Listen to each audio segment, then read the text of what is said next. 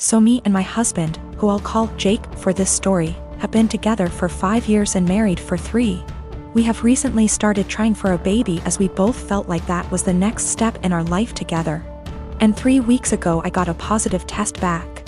We were really happy and told our families, and now my mom and mother-in-law want to throw a big baby shower for us. It was just super good news all around. Well, 2 nights ago me and Jake were getting ready for bed when he reminds me to go through the house and make sure all the lights are off. Now he can be a little lazy at times. And it has become a nightly routine for me to make sure all the lights are off that he leaves on before we go to bed. I wasn't feeling very well and asked if he could just do it since he wasn't doing anything and was literally standing by the door. He then tells me, "No, this is what is expected of you every night." I was a little hurt, but I didn't want to fight with him, so I just did it. When I came back, Jake goes on this very long and unprovoked rant saying things like, "Just because you are pregnant does not mean anything will change, and you are still expected to cook, clean, and do all the chores every day because how can you be expected to be a mother if you can't handle a little work?" He wasn't yelling or anything, he was talking to me quietly like I was 2 inches tall. I was shocked because I had never heard him say anything like this. The rant went on for about 30 minutes before I interjected and asked, "Well, what do you plan on doing to help me with all of this?" He then got extremely defensive, saying he works his ass off at his job to provide for me and what is going to be our future children. For context, I don't work ATM, my job was not paying enough to justify me going, so I am a full-time college student. He ended by saying that it doesn't matter how I feel physically or mentally, it is a mother's job to push through. And if he helped and babied me, I wouldn't be a good mother. I got extremely upset and started yelling, and I said that, "I wish I would have known this is how you felt before I got pregnant with your baby." There was a moment of silence before he started crying and he left for the night to stay at his mother's house. He hasn't been back yet, and my mother-in-law and sister-in-law have called me berating me and saying I broke Jake's heart with what I said, and I need to apologize immediately, and until I do he isn't coming home. I don't know how to feel. So for yelling at my husband after he said he isn't helping me with anything during the pregnancy because it's a mother's job to deal with it? Okay. I am getting some things together and am going to be headed to my mom and dad's house. My mom is furious with him and doesn't want me apologizing to him or talking to him without the situation either being recorded or having a witness. My best friend and I are quarantining at our apartment together. She's trans and has had trouble growing her hair out, so she wears wigs. She has some really cute ones in other colors that she wears for fun and stuff. But she has a standard everyday wig she wears most of the time. Lola never got the traditional girly childhood, so we've been making one for her in quarantine. We built a fort in the living room, have been making friendship bracelets, playing summer camp-style games. It's a lot of fun. Last week, Lola mentioned to me that she wanted to start a quarantine diary so that she could document her experiences for future generations. I actually thought it was really cool, and then we got on the topic of journaling and I told her about my first diary. One of those Flisme lock diaries that every girl had as a kid. We bought matching ones as part of our Give Lola Her Childhood Back crusade. They took a little while coming in, but we got them on Friday. Saturday night, some of our friends from college decided to do an impromptu girls' night in. Lola was in the shower, so I answered the Zoom without her. Lola is not out to anybody at our college and I respect that. This is her fresh start and she has a right to decide when she wants to come out to these people, if at all. I know I wouldn't 100% trust some of the people at our school with something as personal as this. We were talking about what we've been doing in quarantine and I mentioned that we had gotten the diaries. I said it was for the nostalgia and they wanted to see the diaries. We left the box in Lola's room, so I went in to show them. Lola and I go into each other's rooms all the time, we're basically sisters to one another, and it's just about second nature. When we were younger, we had keys to each other's houses. I didn't think anything of it. I flipped the camera to show the diaries and didn't flip it back. I got distracted by a cute choker on her dresser and forgot that the camera was flipped back / there was anything to hide. They knew Lola has worn wigs out to parties / the club / etc., but her everyday wig was right out in plain view, and one of our nosier friends asked what the new wig was. I completely blue screened and someone else realized that it was Lola's hair. I genuinely had nothing to say. They were asking why Lola wore a wig and I had no explanation. I didn't want to out her. Someone else came to the conclusion that Lola must have cancer or alopecia or some other horrible thing that causes hair loss. They've decided that she was just too embarrassed to say, and they all started going on about poor Lola, etc. I just didn't know what to say, and I said it wasn't my place to confirm/deny. I hung up and immediately told Lola. I apologized profusely, and I know how badly I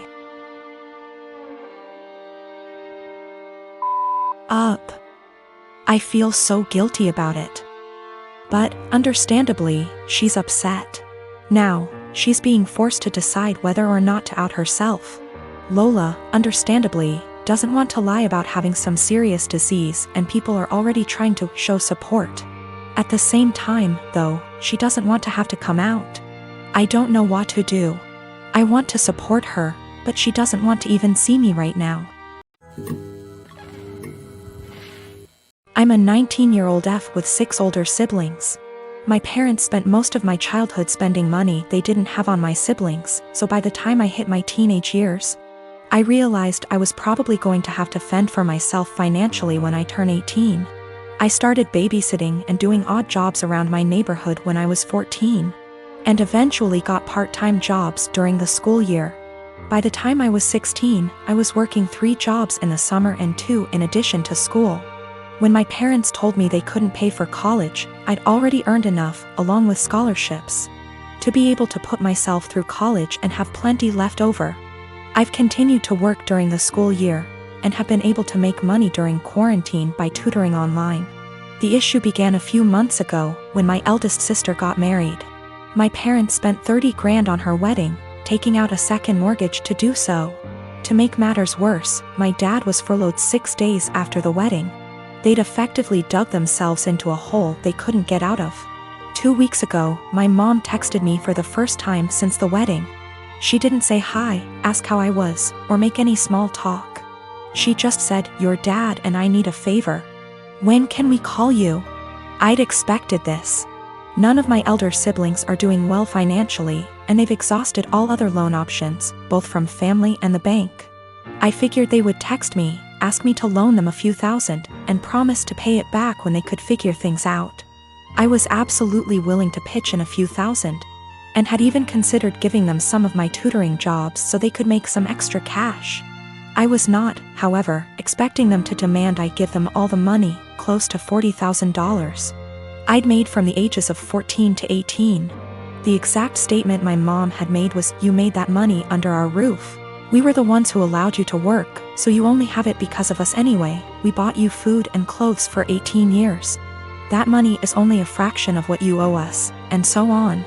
I said that food, clothes, and shelter were the very minimum. It's what they signed up for when they chose to become parents. I didn't ask for any of it, etc.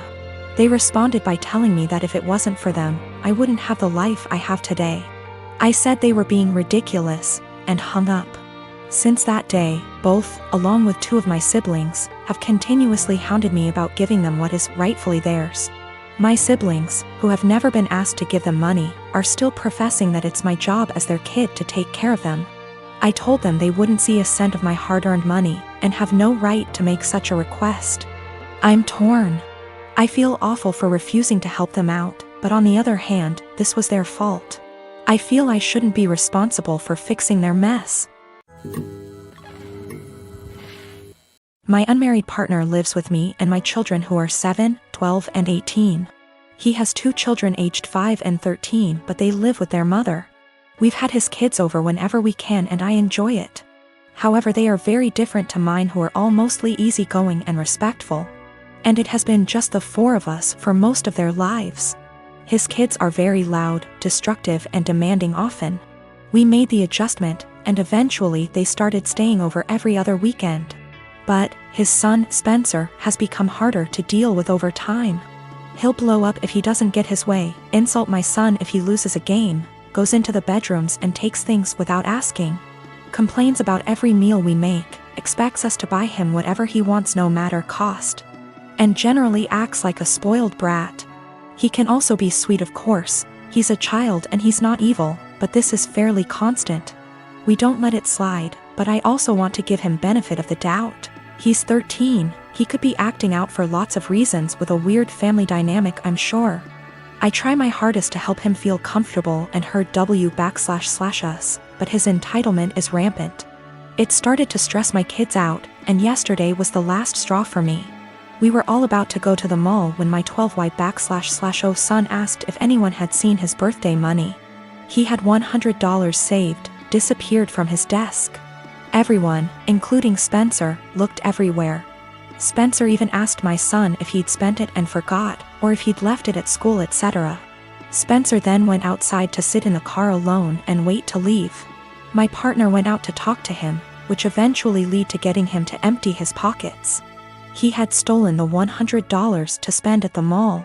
My partner told him off, texted his mom about it and told me, then gave it back to my son. Quietly furious, we went out as planned after a talk with Spencer as to not ruin the day for the other kids. He didn't seem to feel guilty at all, even asked us to get him a $120 jacket while out. Once they were back at their mom's, I told my partner I don't want Spencer in the house anymore, at least for now. I do love his kids, and I don't want them to not see their dad. My partner has a house he doesn't use, so I suggested on those weekends we take the kids there for now.